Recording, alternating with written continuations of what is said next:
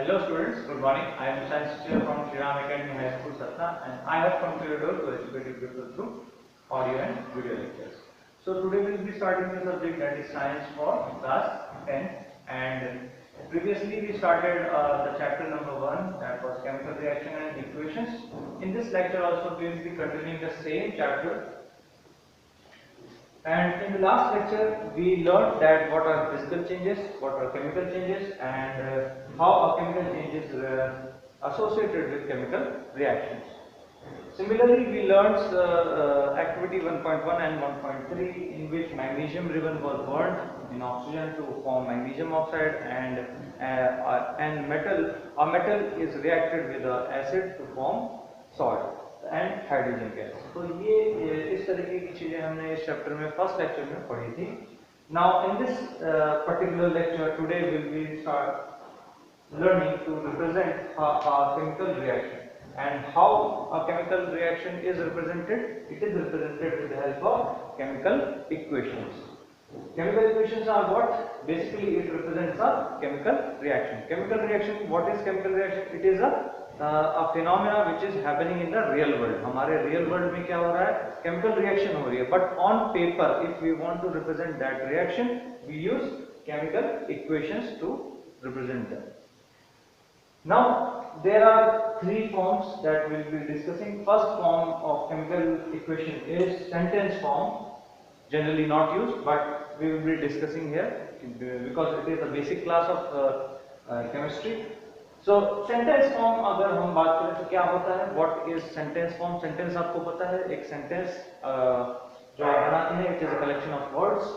तो आपने sentence में अगर आपको लिखना है, जैसे कोई रिएक्शन हुआ, जैसे हमने कहा एक्टिविटी 1.1 में जो मैग्नीशियम रिबन था वो बर्न होता है ऑक्सीजन में एंड फॉर्म क्या करता है? Magnesium oxide.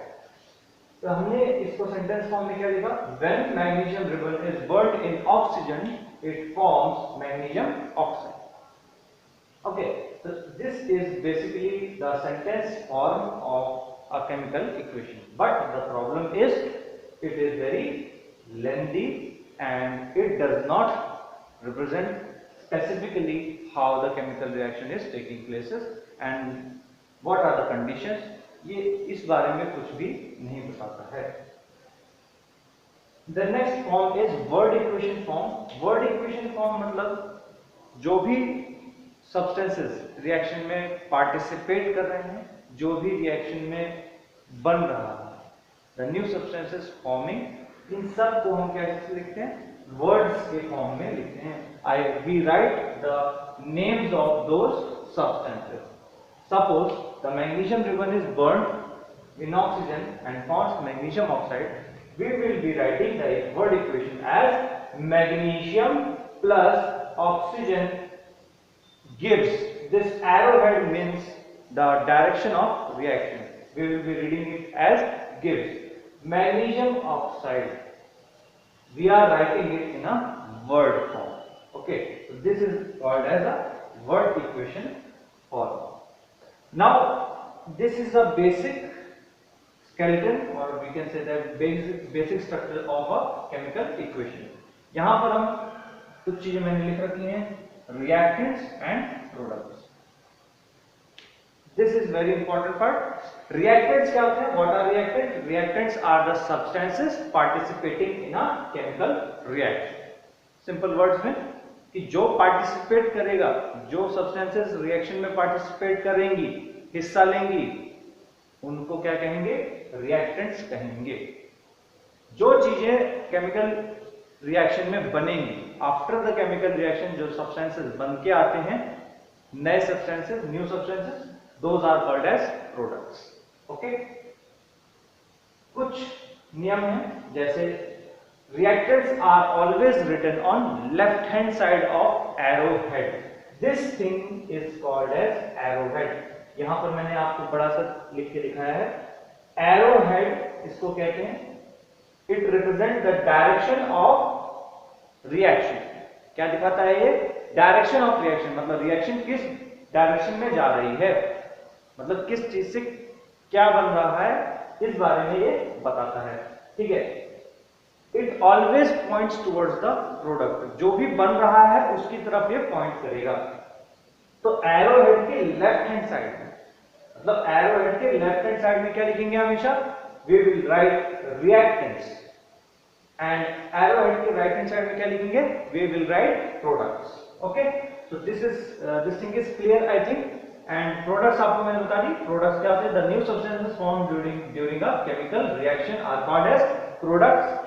रिएक्टेंट्स क्या होते हैं, the substances that undergo a chemical change in a during a chemical reaction is called reactants.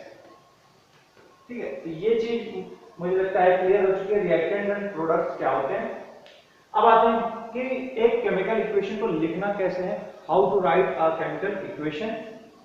ये दो फॉर्म हमने पढ़ चुके हैं, word form and sentence form, but one more shortest form and simplest form of writing a chemical equation is to represent the chemical equation in much shorter way, but we use chemical formulas instead of words।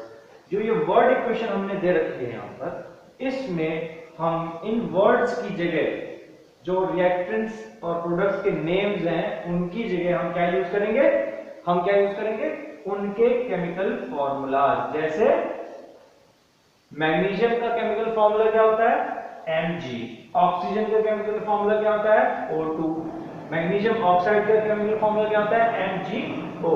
So we will be writing this chemical equation as Mg plus O2 gives MgO2। Mg क्या है, magnesium, O2 क्या है, oxygen, and MgO क्या है, magnesium oxide. So this is a proper way to write a chemical equation।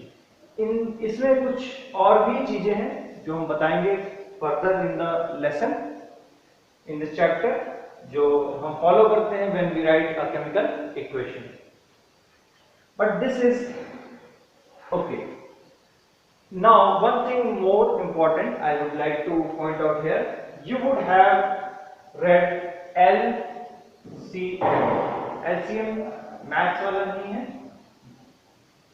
it is not the mathematics LCM, it is law of conservation of mass। You have read it in your class 9th। According to this law, in a chemical reaction no atoms are created, no atoms are destroyed। Okay, मतलब ना ही atom create हो सकता है ना ही destroy हो सकता है इन अ chemical reaction. सो इसका मतलब ये हुआ कि जितने एटम्स पहले होंगे उतने ही एटम्स बाद में मिलने चाहिए। तो इसका मतलब ये हुआ कि Mg का एक एटम है, यहाँ पे एक एटम होना चाहिए, ठीक है। ऑक्सीजन के यहाँ दो है तो यहाँ पे भी दो होने चाहिए, लेकिन यहाँ पे ऐसा नहीं है। आप ये देख पा रहे हैं, यहाँ पे एक बार फिर से बता दूं मैं, यहाँ पर Mg के एक एटम है, एक एटम, ठीक है, लेकिन ऑक्सीजन के यहाँ दो एटम्स हैं और यहाँ पर एक ही एटम है। तो ये क्या law of conservation of mass को फॉलो नहीं कर रहा? नहीं, ऐसा नहीं है। ये रिएक्शन रियल वर्ल्ड में law of conservation of mass को फॉलो करता है, बट हमने यहाँ पर जो केमिकल इक्वेशन लिखा है ये एक अनबैलेंस्ड केमिकल इक्वेशन है। मतलब जितने एटम्स लेफ्ट हैंड साइड में होने चाहिए उतने ही एटम्स राइट हैंड साइड में होने चाहिए रिएक्टेंट्स एंड पार्टिसिपेंट एलिमेंट्स के।